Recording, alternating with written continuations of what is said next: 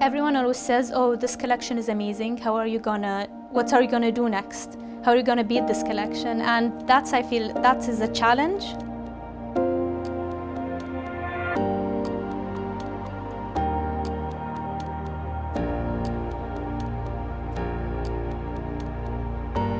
When my mother first started, she wanted to introduce a new line of Moroccan kaftans where it didn't necessarily involve the traditional wear, it just involved the craftsmanship, the Moroccan craftsmanship.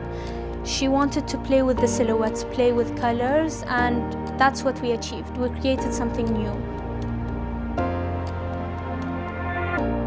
We first started focusing on the market here in Bahrain, and then we started doing shows around the Gulf.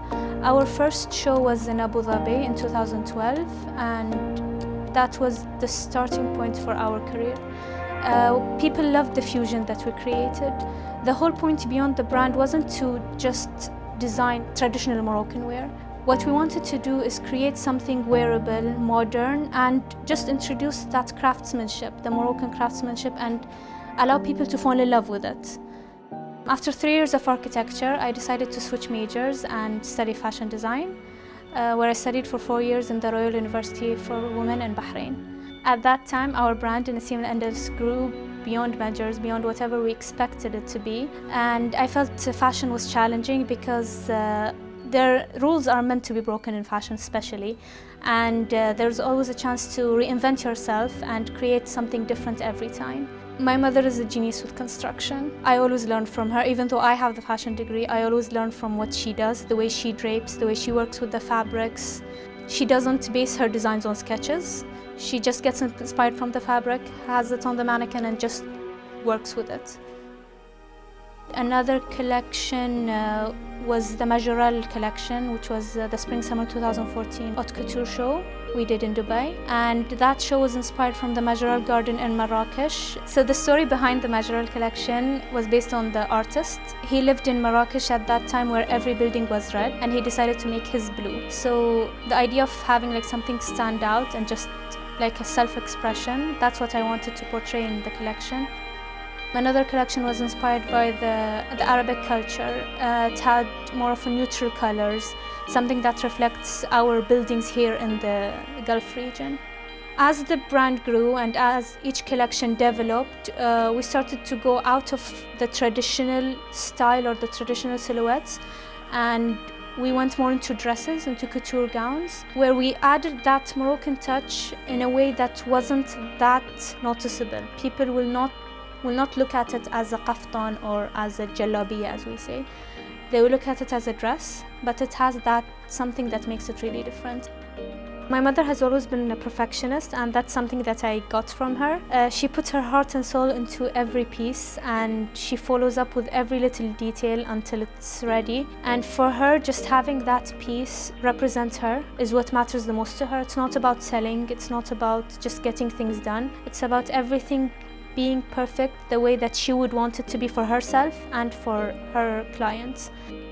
Our ideal woman is someone who's regal, she's elegant, she demands attention without necessarily going through a lot to get it, and that's what we want to portray. My mother is romantic, she's a traditionalist, and I'm a minimalist, and I always love modern art. So the combination of those two created something unique.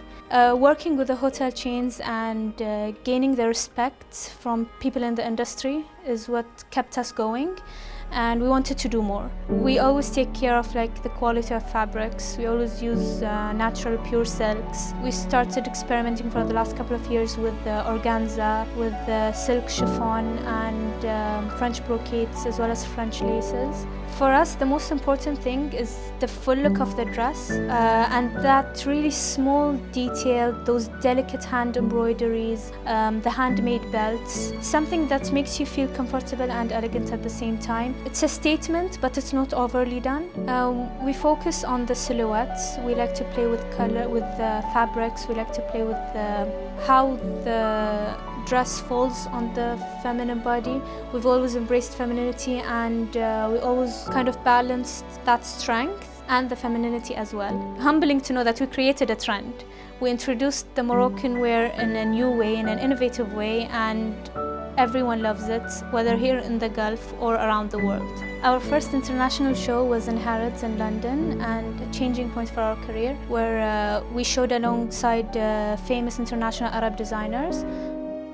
After that, we got approached to do a one-of-a-kind show, which was the Eiffel Tower in Paris. That show was life-changing. It's the only phrase that can describe it.